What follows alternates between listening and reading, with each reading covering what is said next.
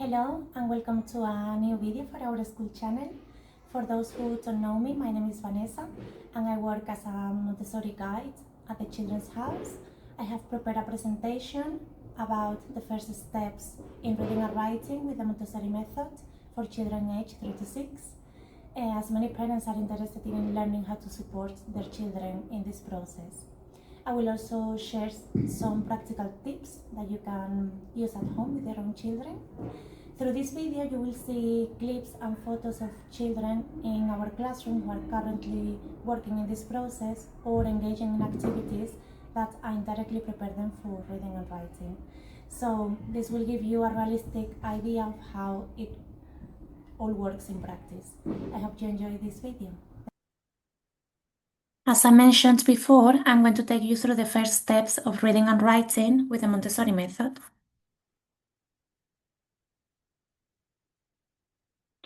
In a Montessori education, children learn to read and write in a really natural way, by seeing, touching, and listening. Maria Montessori explained that before children can actually read and write, they need to develop certain basic skills. For this reason, she designed a series of activities and materials that indirectly prepare them for this process. That's what we call indirect preparation. Some of these activities include enriching speech and vocabulary, developing phonetic awareness through sound games and boxes, practicing fine motor skills in practical life activities, and working with materials such as metal insets for drawing or drawing freely. Then, there are materials that prepare children more directly for reading and writing. The sandpaper letters and the large movable alphabet, together with the metal insets, are the core materials in the Montessori language area. We can also find materials specifically designed for writing, such as the sand tray, the chalkboard, and paper, and others that support reading like picture cards, sentences strips, and books.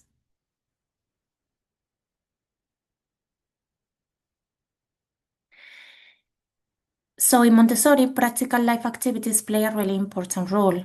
They help children strengthen the muscles in their fingers and hands, which is essential for later being able to hold a pencil and apply the right amount of pressure when writing. They also help children develop the correct pencil grip, since these activities are usually set up from left to right. They naturally prepare children for the movement used in reading and writing.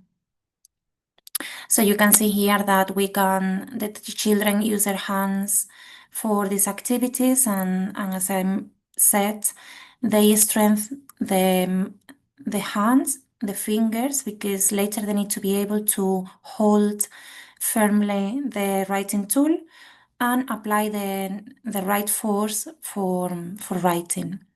So all of these activities are simple, are everyday tasks, things like transferring objects with different tools, buttoning and unbuttoning, peeling, cutting, threading, or squeezing as well. And there are activities that you can also prepare at home when they are at the age of 3. So that's the activities that you can start doing in order to prepare their hands for writing. Before children actually start writing letters, they go through a stage of pre-writing activities that help them develop the coordination and control needed for writing. One of the first things children do is draw simple and complex lines. In Montessori, we promote this natural interest by offering them to first draw on the sand tray with their fingers, like in these photos, and then on the chalkboard using a writing tool, as we can see in a minute. Here. These activities help children practice the hand movements and pressure control they will use later when writing with a pencil. So first of all, they use their fingers to trace, and I know they draw as well, and since very young age they use writing tools, but here as well they have these first experiences of holding a writing tool. And the good thing about using a chalkboard is that, as you can see, the chalk is very small, and it forces the children actually to use the fingers that we later use for writing, the correct grip for taking the pencil. They also use metal insets, which are geometric shapes that children trace to make patterns and designs. This activity really helps strengthen their hands and wrist muscles and teaches them to move smoothly and precisely when they write. So as you can see here in this photo, the child is holding the pencil with their fist, and by little they will adopt the correct grip. First they use the pink frames, and later they have a more difficult. It's more difficult to hold them the blue metal insets because they have to hold the knob steady and meantime while they trace the shape.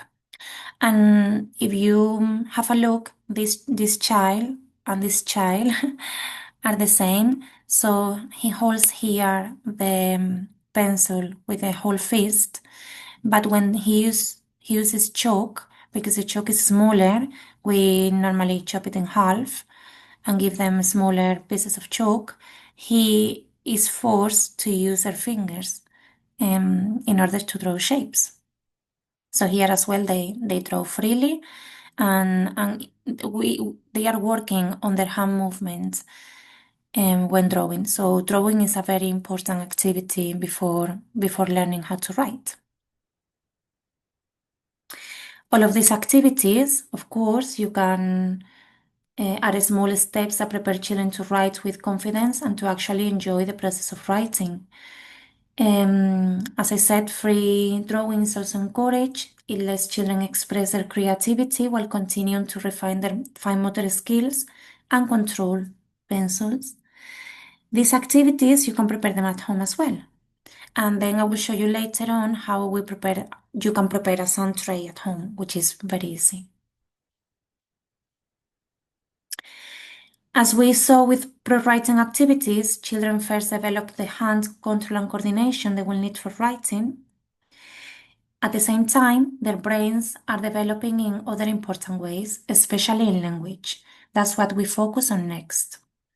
In Montessori, we support children's development in three main aspects of language: spoken language, written expression, and interpretative reading. Before children can learn to read and write, their brains need a strong foundation in spoken language.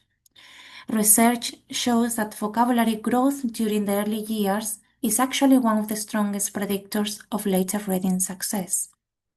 When children know many words, it's easier for them to connect what they see in print with what they already understand. Through everyday conversations, songs, stories, and play, they naturally learn new words, meanings, and how language works. These rich language experiences strengthen the brain areas that will later support reading, comprehension, and written expression. It's not about teaching them to read early, it's about giving them the words, ideas, and experiences that make reading meaningful when the time comes. The more children hear, use, and enjoy language, the more ready their brains will be to become confident readers and writers.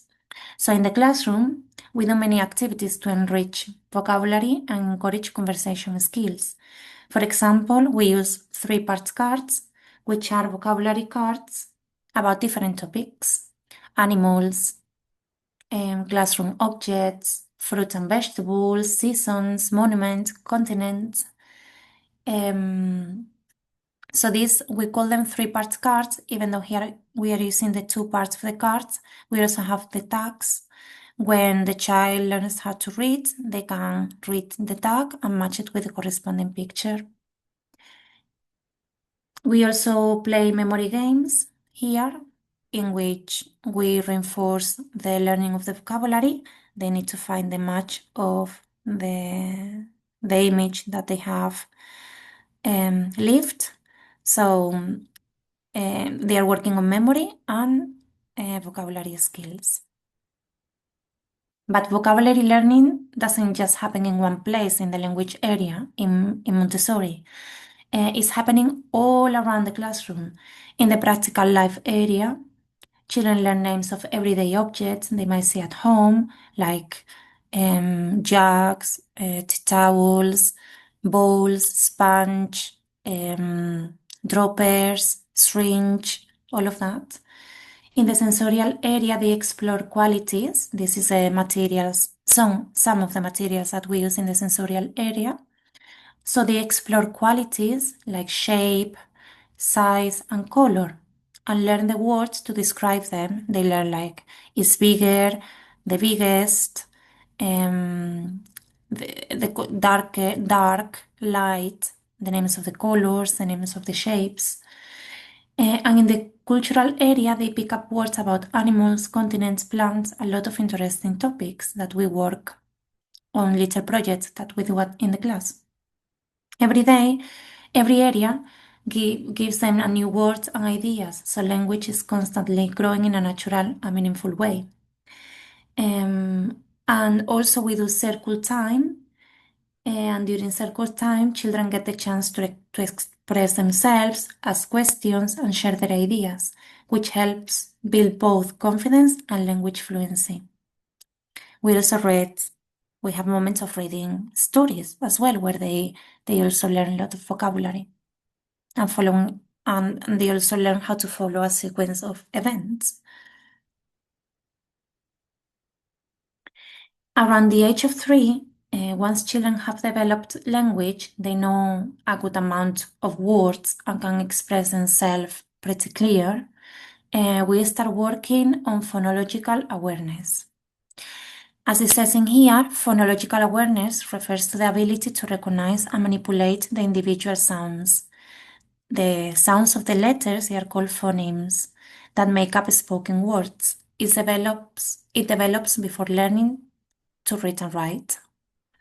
So phonological awareness work in discriminating sounds, manipulate activities with letters, syllables, and words, pronunciation, working with rhymes and songs, and simple blending and segmenting.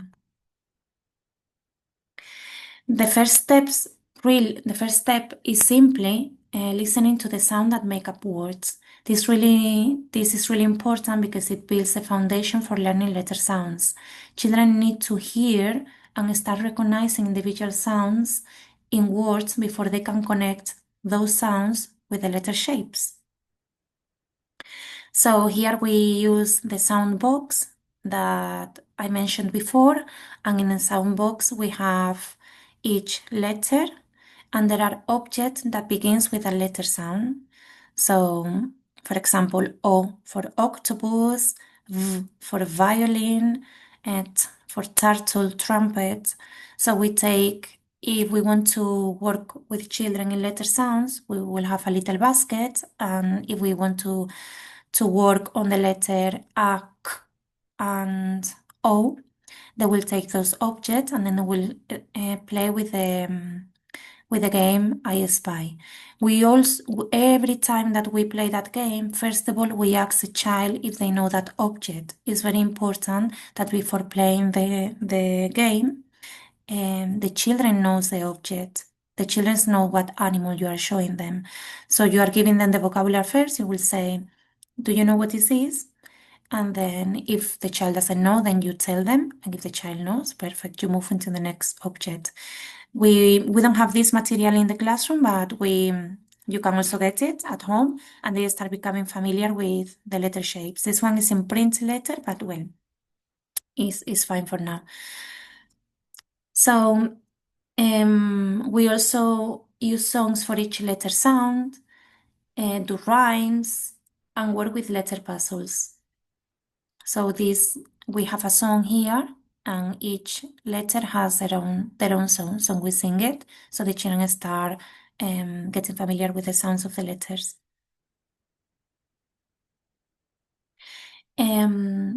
Another favorite activity is this is the oldest game that we can play, and it's the game I Spy, which is one of the main games we use to develop phonological awareness. And we play the games in the classroom. We play differently, so we don't play always the same. The first game that we will play is in a basket with objects. We will take 3 objects and we will say this is a lemon, this is a turtle, and this is a marble. We will take the lemon and we will say, I spy with my little eye something beginning with L, showing the lemon. You are showing the child the object and saying L for lemon. And then you will do the same with turtle and the same with marble. And then you leave the 3 of them on the table and then you will play and you will repeat. Now the child needs to remember with a little bit of help which sounds beginning, which object begins with L. And then, for example, in this game, even though the children doesn't know the letter shapes yet, we help them. We play the same. I spy with my little eye something beginning with E. They will say elephant, and then we will point it the letter E, and they will place the animal on top of the letter. And here is a different step. Is more when the children knows already when we have introduced them the letter sounds, the letter shapes through the sandpaper letters. When we introduce new sounds, we will take the objects corresponding to each sound, and then the child will match in the object with the letter shape that we just have presented to them. We also start before these games. We usually start by sounding out the first letter of their own name and then the first letter of their friends' names or family members. After that, we move on to the sounds of different words, some familiar and some new to them. So at circle time, before they go to work, we will say, the children whose name begins with L can go to work, or the children whose name begin with M can go to work. And then we start already this process of phonological awareness. Before reading and writing, before we move on to the materials that they prepare the children directly for reading and writing, and we need to know that reading and writing are complex skills because they involve multiple processes and children's brains need to be ready for them. So, reading and writing, there are 2 different processes and they are close related. Writing involves the encoding of language, beginning with the phonological analysis of sounds to represent them through written symbols. The written symbols are called graphemes. And reading, on the other hand, consists of the coding of graphemes to access their corresponding sounds, integrate them, and understand the meaning of the message. So encoding means that when the child is going to write, they sound out the word, and then they need to find the letter that corresponding to each sound. But on the other hand, when they read, they are decoding. They see the shapes of the letters and they need to remember which sound is for each letter. So there are 2 different processes. The processes involved in writing is linguistic planning, thinking about what we want to express. These require linguistic skills. Phonological analysis, breaking down words into sounds. This requires phonemic awareness and complete segmentation. As I said, we need to convert the letter sound into the letter shape. So it's associating each sound with its corresponding letter or group of letters. And motor production, physically writing the words. This requires fine motor skills. And the processes involved in reading is a visual recognition of the letter shapes, graphemes, the conversion. So you need to see the letter, you see the letter shape, and then you need to convert it into a sound. So translating each letter or group of letters into its corresponding sounds. Phonemic blending skills. This means combining the sounds together to form words. A linguistic comprehension, understanding the overall meaning of the word, sentence, or text. So many of you have heard about the Jollyphonics method. Both Jollyphonics and Montessori focus on phonetic learning. Jollyphonics complements the Montessori method well because both use multisensory, phonetic, and child-centered learning. This model highlights the importance of effective decoding and learning to read. Jollyphonics is based on the synthetic phonics methodology, and the key is to teach children how the English alphabetic code works. Step by step, they learn how to write letters and how to identify the individual sounds in words, including digraphs such as ch, sh, th, a. So I'm talking to you a little bit about Jollyphonics as well, because if maybe it's an easier way for you to teach children at home the sounds of the letters. So here, if you copy this link, you will see the Jollyphonics song that you can learn and then teach your child, or you can watch it together. So it could be a fun way of helping your child to learn the letter sounds. Many Montessori teachers successfully integrate Jollyphonics by singing Jollyphonic songs, stories, or the actions that each letter sound has. So we make learning more engaging. What I would like to say is, if you are going to teach your children the letter sounds, you could follow this order, the Jollyphonics order, for teaching letter sounds. We, in our classrooms, what we do is we start with the letter of the child's name, the first letter of the name. As I said before, that letter will be taught in capital letters, but the rest of the letters, it will be taught in lowercase. So if your child is called Sarah, you can teach your child the first letter, the S for Sarah, will be in capital letters, and the rest of the letters that compose the name, it will be in lowercase. So you can also, if you teach your children the names of the members of their family, you can also do the first letter sound in capital letters, but the rest, as I said, in lowercase. So then we follow this order, group 1, group 2, with 3.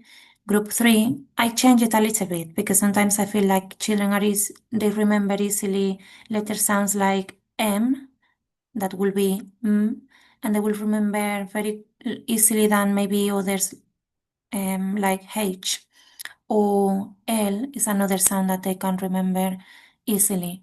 So, but if you want to teach your children letter sounds and you don't know where to start, then you can have here a guidance. As I said, first of all, we teach the children the simple sounds, and then we introduce them to digraphs. Digraphs are two letters that, when they are together, we see them together, makes one sound. These two letters could be two vowels, two consonants, or a vowel and a consonant. For example, you have words like cherry, or phone, or thumb, or Thursday, or sheep, that these sounds are digraphs, and we teach them a little bit later. So now we are going to move on to the first material that the children are introduced as a direct way of starting teaching them reading and writing, and they are the sandpaper letters. Through the sandpaper letters, children trace each letter with their fingers. feeling its shape while saying its sound. This approach is multisensory because the children need to touch, they see, and they hear um, at the same time. So that helps them remember the letters more easily. So they learn the shape of each letter and its sound at the same time. Is is a hands-on way for them to recognize letters and their sounds before they even pick up a pencil to write. By connecting the shape of the letter with its sounds, children build a strong foundation for reading and writing. So the children, instead of learning the shape of a letter by writing it with a pencil, first of all they use their fingers. The fingers works in a way that it builds a memory muscle that it helps them to remember the shape of the letter. But before children start learning letter shapes, there are a couple of things that we need to consider, and that I think is important because there are so many doubts about this when parents ask me where to start. So, for example, should we start with capital letters, with lowercase letters? In Montessori, we begin with lowercase letters. Why? Because most of the words children see in books and daily reading are written in lowercase. Starting this way helps children recognize and read words more naturally without confusion. At the same time, they also begin learning the basic rules of grammar. And the thing is, like, if we teach the children, first of all, these and the uppercase letters, and they know all of them, when they see a book, they're not going to be able to recognize the words in the books because they have learned everything in uppercase. Whereas if you start teaching the children lowercase letter, they are going to move into reading quicker. So first of all, we teach them lowercase, and when they know the lowercase letters, then we will teach them capital letters. As I said before, you can start teaching your child the first letter of their names in capital letters, because another thing that we do when we teach them lowercase is like we are teaching rules of grammar. So there are exceptions where you can write capital letters at the beginning of the sentence, nouns like names or days of the week, things like that. There are exceptions and rules for capital letters. So you're already teaching them these rules indirectly. So if you want to teach your child the first letter of the name capital letters is fine, but the rest, please do it in lowercase. Also, another question is, shall we start with print or cursive? And this is a tricky one. Um, because in Montessori settings, you are going to find different ways of teaching. Some of them teaching them print, and some of them use cursive.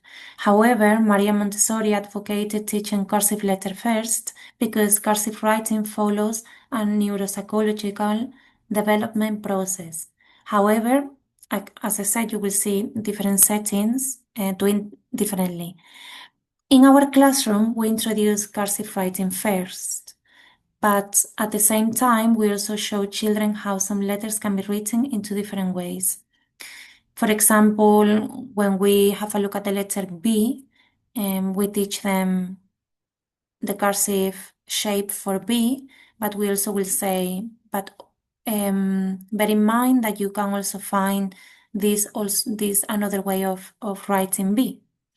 So they can identify these letter shapes when they are introduced to reading. We teach them cursive writing first because we believe in the benefit of introducing this to children from a very young age. Cursive letters are not just about style, they actually support how the brain and body work together. When children start scribbling, the first marks are usually carved. As you see this child, he's 3, and the first shapes that he draws, they are carved. Cursive writing flows naturally from these early and natural movements of a child's hands, making it easier for them to write smoothly. Also, there is an interesting fact that in cursive, many of the letters are built from the same basic stroke of the letter C. So about 40% of the alphabet comes from this form, which makes easier for children to learn and feel confident as they practice. Also, each cursive letter is unique, which helps children avoid confusion. When you teach children print letter, they get so confused with how B, T, or P look like. In contrast, when you teach them cursive writing, they have a clear, they remember more clear how B looks like, how T looks like, how P looks like. And as I said before, when we teach the children cursive writing, cursive letters, sorry, and they recognize and identify the letter shape with their sound, and then we will say, look, this is what letter is this one? They will say P. And I say, well, I'm going to show you another way of writing P, and then I will show this letter. And so we do a little bit simultaneously. Prince letters are introduced later. Also, another advantage of cursive writing when the children know how to write when the handwriting develops is that they allow children to start a word and to finish the word because it's all linked. When they write in print, sometimes they write one word next to each other because they don't know when the word start and when they finish. So find it more difficult to initiate a word and to finish it and to know what is the end. So cursive letters supports their motor development, handwriting fluency, and connection between sounds and letters. Now I want to read a beautiful quote of Maria Montessori. She says that what the hands does, the mind remembers. If you think about it, when you do something, when you observe, you can learn. But when you do something by yourself, when you use your hands to do it, is when you really remember. For example, if you see a cooking recipe, you can remember the steps, but when you actually start cooking with your hands is when you really learn how to do things, or to do a pastry, or to sew, or to paint. So what the hands does, the mind will remember. That's why we start with the sandpaper letters and tracing with fingers. Movement of the hand is essential. Little children revealed and she said revealed because children revealed to her when she was observing them that the development of the mind is stimulated by the movement of the hand. The hand is the instrument of the intelligence. The child needs to manipulate objects and to gain experience by touching and handling. And she repeats this sentence many times. The hand is the instrument of the intelligence. And it makes sense because before people could read and write, they could, or everything they built, it was with their own hands. When they have an idea, imagine in the old times, and they needed to hunt animals for eating, they create their own tools. So the ideas that they had in their mind, basically, their hands make them possible, make them come true. So it's very important that the children experience by hand. So that's why Montessori, everything is learned first on the concrete and then on the abstract. Now I'm going to give you some tips for teaching letter sounds with sandpaper letters in case you create the sandpaper letters at home. These are a few tips that is good for you to know in order to teach them the letter sounds. So you first trace the letter. You say, I'm going to do it first, and then it's your turn. And then first you trace it, and when you finish tracing it, you say the sound of the letter. You repeat this 2 or 3 times slowly to build memory and confidence.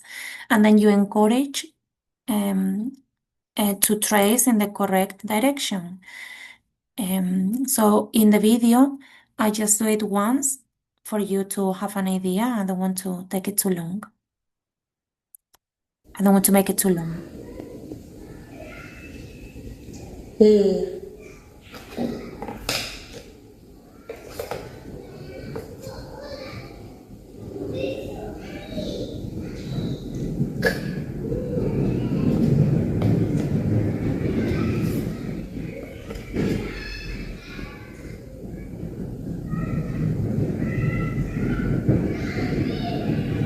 O.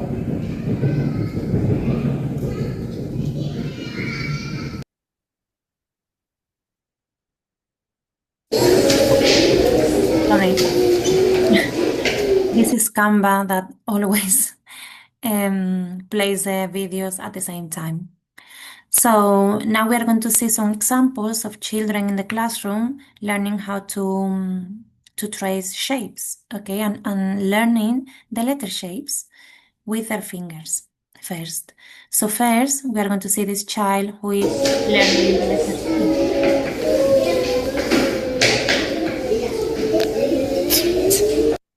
Here he is connecting the sound of the letter with the letter shape. And once the child has repeated this activity a few times and trace a letter shape in the right direction, we will invite him to trace a letter shape on the sun tray.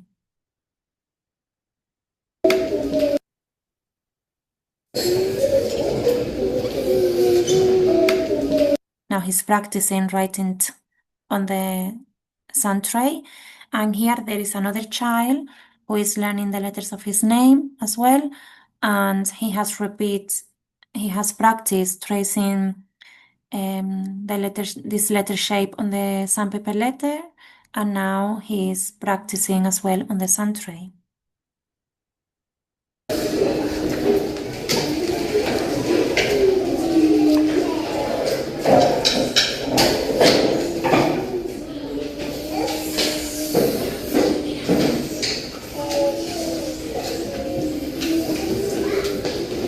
So as you see how smoothly and how natural is the movement of their hands, it's not just lines when they trace letters. So tracing on the sandpaper letters helps develop muscle memory for the direction of letter strokes. First, it is practice on sandpaper letters, on the sandpaper letters, then on a large surface such as a sand tray. Then we will move onto the chalkboard and finally on a smaller surface like paper. You see, now after they have traced on the sandpaper letter on the sand tray, we will move onto the chalkboard, and then after the last step will be on paper. Making sandpaper letters at home. Well, there are a few things that if you want to do it the same way as we do in the class, so it's a consistency between what the child learns at home and what he learns or she learns at school, then you need to know that sandpaper letters have a color code. The vowels are blue and the consonants are red. So the letters has to be the consonant on a red base and the vowels on a blue base. So for the base, you can use a firm cardboard, good or thick cardstock, and make sure it's smooth so your child's hand can rest comfortably on it. And the base has to be smooth because the letters are the ones who need to be rough. They need to feel rough so the child can trace them with their fingers, and that's when we are creating the muscle memory. The materials that you can use for the letters to make them rough it could be you can sprinkle glitter or sand. So basically you apply some glue on the letter shape and then you sprinkle glitter or sand. And you can also cut letters out of glitter craft foam or use any texture materials that feels different from the base. Keep the size large enough for little fingers to trace easily. and this helps children connect the shape of the letter with the muscle memory of writing. How to make the sound tray? Well, this is very easy. You can use a deep box lid or any deep tray you already have. And the filling options, I recommend the first two, beach sand or fine salt. Both of them are good choices. Flour is a very good choice as well because you can see the shape, you can see when you trace the letters, but it gets very messy. Okay, you get flour everywhere. So just put enough to cover the bottom. Don't put too much because then it's going to be a thick layer and you're not going to see the shape properly. So just enough to cover the bottom. And you can also use this, as I mentioned before, for pre-writing exercises, for drawing, okay? And then later on for tracing letters. So now we are going to talk about a little bit about the large movable alphabet. Once the children knows a good amount of letter sounds, especially the more common ones, such as vowels or consonants like m, n, p, s, c, t, we introduce them to the large movable alphabet. Maria Montessori said, word building, which is also like writing, comes easier to children than reading, so that's where we must start. So she created this beautiful material and she did it in cursive writing because she realized that children could actually write words before they have the ability or the fine motor skills for writing. That's why the large movable alphabet is one of the most important materials in this area. This material allows children to build words with letter shapes without worrying about handwriting yet. They can take letters, arrange them to form words, and connect the sounds they have learned to actually written words.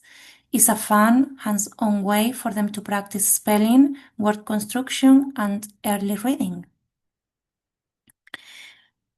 In Montessori method, we follow a specific order because of the complexity of the English language. So children begin forming words with children begin with CVC words, which are consonant, vowel, consonant. They start building CVC words with a large movable alphabet.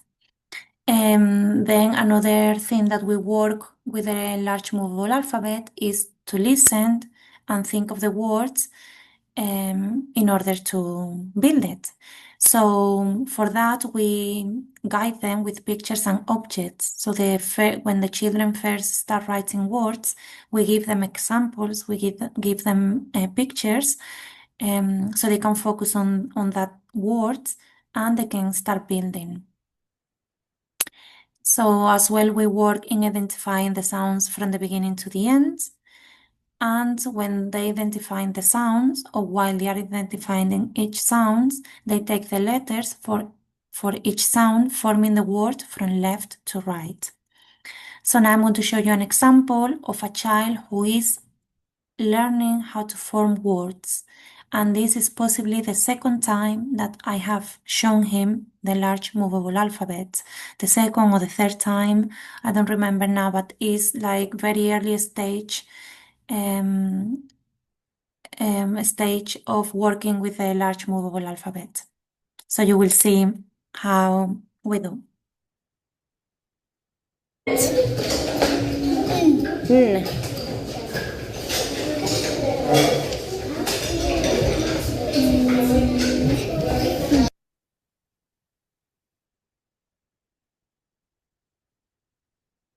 Well, now the internet is playing up.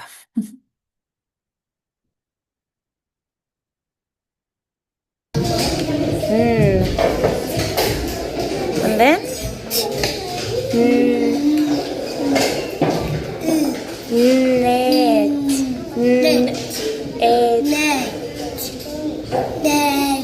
So we have we need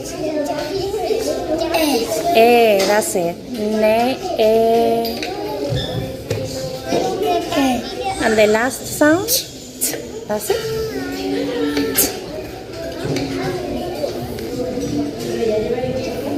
There you go. So, net.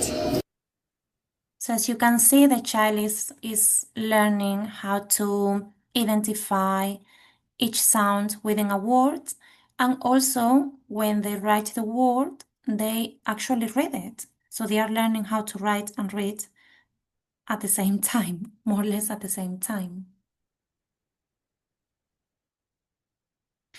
I just want to explain quickly how we work on word formation with the large movable alphabet, because as I said before, there is like a special way of doing it, and in Montessori it has been created in a way from simple to more difficult.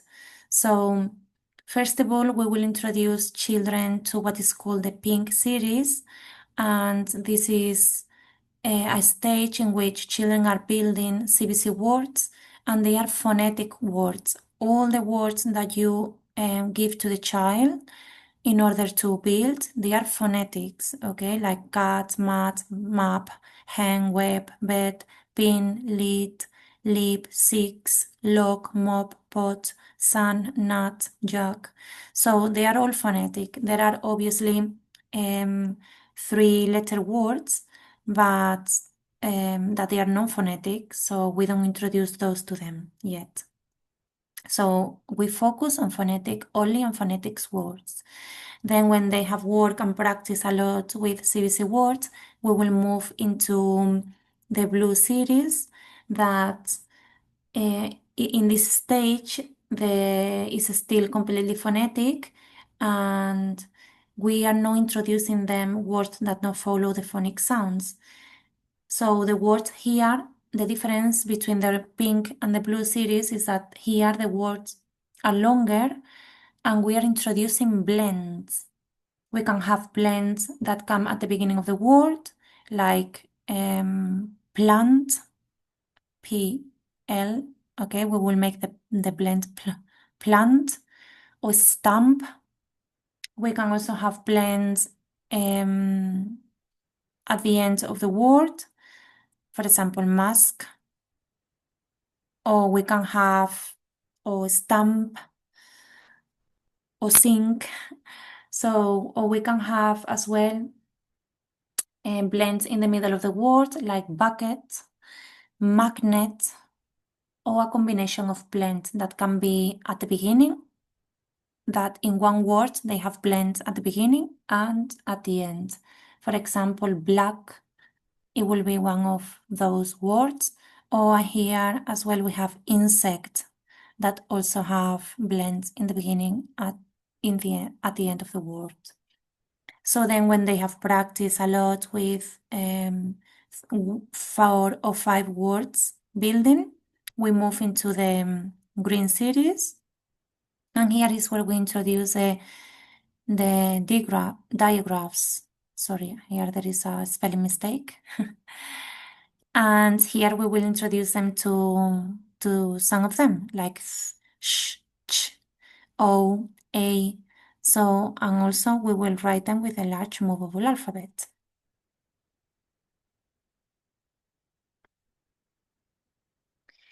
After working with sandpaper letters, no, sorry. Here I'm going to show you how you can do yourself the large movable alphabet at home. For the large movable alphabet, we use the same color code as the sandpaper letters, okay? The blue color for vowels and red color for consonants. You can print them, laminate, and cut out the letters for. It's better if you want them to last longer, laminate them. And for example, you will print 5 a set of A's, a set of B's, C's. Okay, like a good amount, it could be between 5 and 10 letters of each sound, because if you want to build more than one word, you might need them also. Yeah, that's a way that you can encourage children building words. So the letter temp, if you want to do this at home as well, you can find the letter template in a web called Creciendo con Montessori, and you can download there the template and print it. And then you can store the letters in a box with 26 compartments, one set per compartment. So then if you want to write letters with your child, then you can start taking, okay, let's do cat, k, at, and then we will take the letters out and we will form the word. And now what I was going to say is like after working with the sandpaper letters, children move on to writing and they practice in using different surfaces. First, we practice as we have seen on the sand tray, then on the chalkboard. But on the chalkboard, we have two different ones. First of all, they practice in chalkboards without lines. They practice in a plain chalkboard because this allows freedom of movement as they naturally form large letters, refining their motor skills. The children first tend to write big letters, so you cannot give them like a small space because they are going to get frustrated. They cannot adjust yet their handwriting, so you give them like a plain surface. Then when they practice and practice, you give them the chalkboard with lines. Then in this stage, they will start learning how to adjust the size and placement of their letters within boundaries. Okay, here they are writing already their names or vowels within the lines. And finally, children transition to writing on lined paper. This is a special paper and that you can find it also in that website called Creciendo con Montessori. Okay, that's what we use in Montessori. This lined paper with gray guidelines that indicate where each part of the letter should go. This helps them consolidate handwriting skills and prepare for writing on standard paper. And then when they turn 5 or when they have practiced in the last year, when they have practiced a lot writing on this type of paper,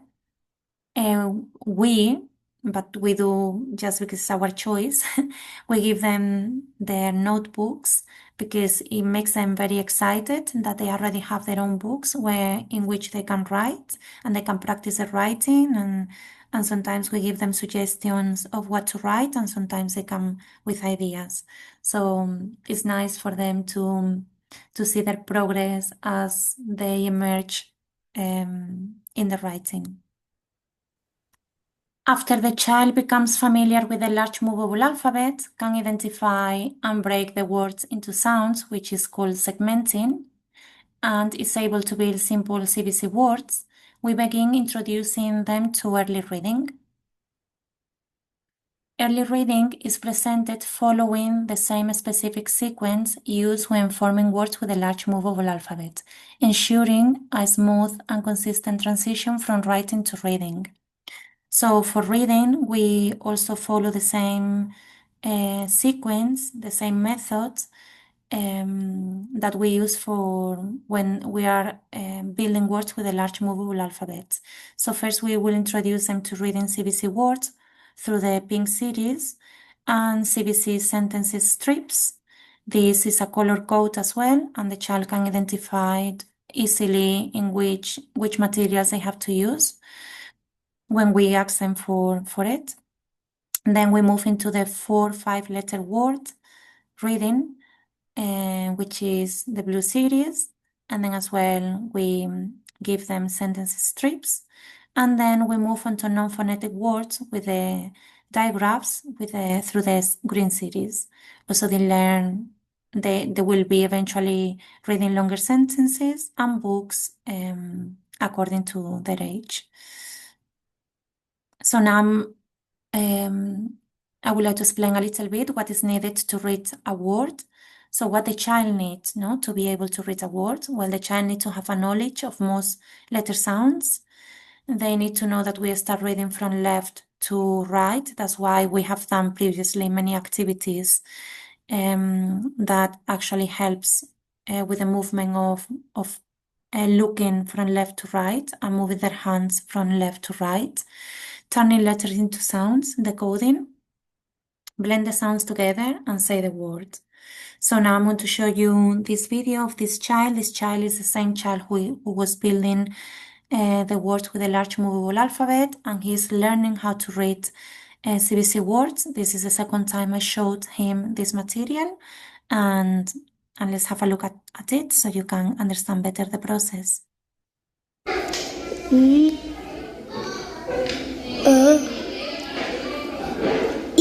T.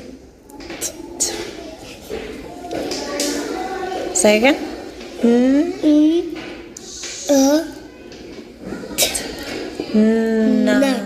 Nut. Good. So when the children start blending the sounds together, they first of all decode the word, no? They turn the letters into sounds, and then we ask them, can you read it a little bit faster? Because when they read it a little bit faster is when the blending happens, okay? When they start blending these sounds together, and they are understanding the connection between the sounds and understanding that they are saying a word, that they are reading a word. The cat is... So now we are going to have a look at this child who is a different child from the video before. And I want to show you this because the reading ability can be measured in terms of two separate skills, the coding skills and comprehension skills. So with the sentences strips, we work on the comprehension skills. The child has to be able to decode the word, as we say, no? But also the second step is to understand what they are reading, which involves a different process in the brain, comprehend, understand. So first of all, we offer them attached sentences. The image is attached to the sentence, so they kind of guessing and figuring out as well what the sentence is saying. And in the second stage, we give them detached sentences in which I give them like a few pictures, and then they have to read the sentence and understand it so they can find the corresponding picture. So first we are going to have a look at this one. The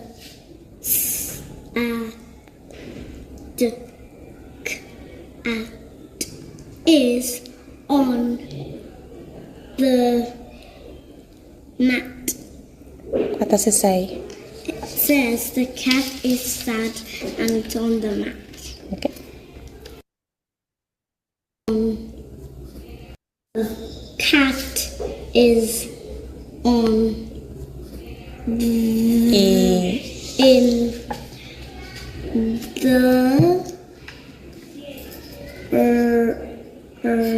the red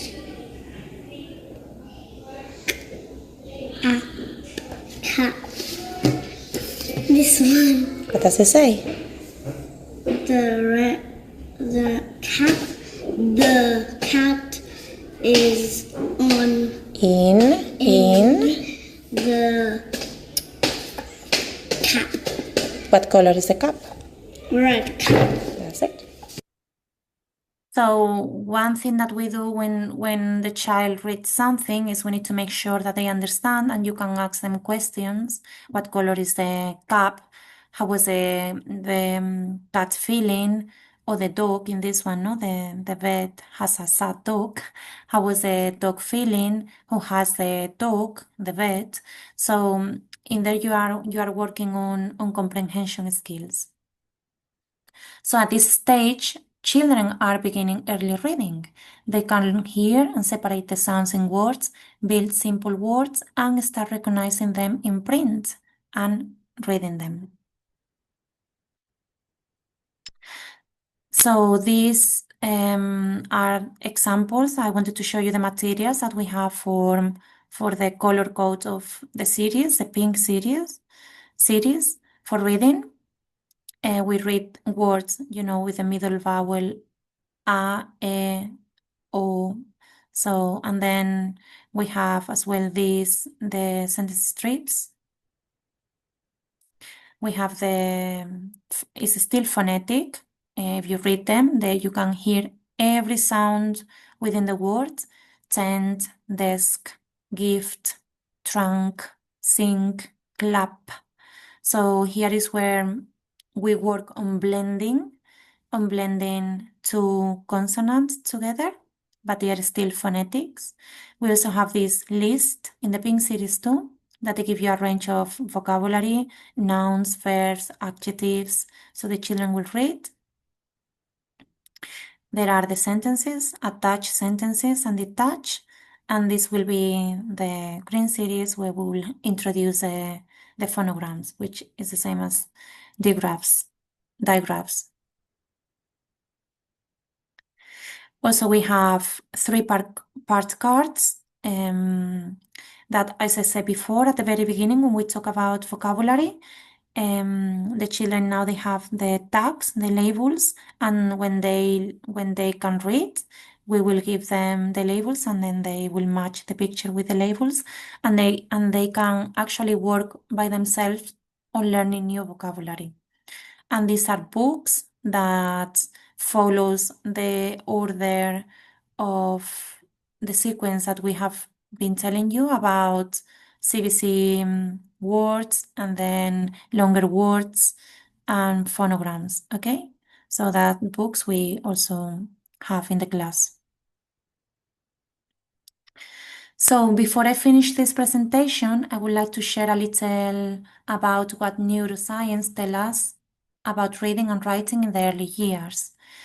Sometimes families worry if their child is not yet reading at the age of 4, 5, or even 6, and I want to reassure you that this is completely normal.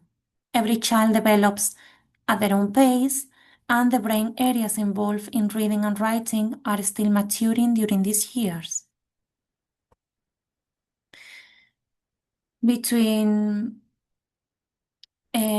So what neuroscience tells us about reading and writing between the ages 3 and 6? It tells us that the brain is not yet ready to read and write at the start, but is actively preparing to do so. Between ages 3 and 6, the brain goes through a critical stage of language development. In this stage, they learn a good amount of words, a good range of words, and they are building the neurological foundations for future reading and writing. So during this period, the areas of oral language and neural connections between sound, words, and meanings are strengthened. There are no specialized circuits for reading yet. This will develop later when the child begins learning letter, sounds, correspondences. Phonological awareness, rhymes, syllable sounds forms the basis for reading skills. So, as I said, and we have worked in this presentation, phonological awareness is one key foundation for the process of reading and writing. And when the children are drawing, scribbling, imitating letters, they're just not playing, they are developing hand and eye coordination, visual memory, and symbolic thinking. These activities activate brain networks involving language, attention, and memory. Sorry, I forgot to move the slide. So scribbling, as I was telling you. And also we need to have a positive environment, where we play with the children, we use songs, games, stories, exploring the language in rich contexts, reinforce neural connections and facilitate learning. And also they learn, and they are motivated for this, they learn with a joy. So in short, between ages 3 and 6, the brain is not yet ready to read and write formally, but it is building the neurological foundations that will make these skills possible. Then also neuroscience supports that from age 6, children's brains are more prepared to learn formal reading and writing. Reading and writing develop gradually, but at this stage, children have greater brain maturity in key areas related to language and fine motor skills that they are essential for literacy. Children at age also have better motor coordination and cognitive skills, enable them to write coherently and read with understanding. By the age of 6, children's brains have developed the necessary structures and functions to effectively learn to read and write. So in conclusion, supporting early reading and writing, I wanted to make, this conclusion as well. So reading and writing are complex skills that children need to learn. So you need to remember this, that they are complex skills and they are learned. Okay, then the brain prepared the children for this learning, but they have to learn. It doesn't come naturally, like walking, for example. A child's brain must be neurologically ready before they can learn effectively. Children learn at their own pace and often when they show interest. Forcing reading or writing too early is not effective because the children get frustrated and they want to give up, they don't want to learn. It's something that they found it difficult and they refuse. So families can support learning by providing engaging activities that help early preparation, playing with sounds and rhymes, storytelling and reading aloud, drawing, scribbling, exploring letters, games that involve letter or word recognition. So the key message is prepare, engage and encourage, and children will learn reading and writing naturally when they are ready. So to finish with this presentation, just to say that neuroscience shows that children need plenty of time for hands-on and sensory experiences, like those offered in a Montessori setting, before they are developmentally ready to read and write. Just to remember as well that each child learns at their own rhythm. So our role is not to rush them, but to walk alongside them with love, respect, and trust. Together we can nurture a joyful journey into reading and writing. So when we follow this child's natural interest, reading and writing unfolds more easily and joyfully. So I hope this presentation has given you a better understanding of the process of learning to read and write, and that it inspires you to try some of the tips and ideas shared in this video at home. So thank you so much for watching.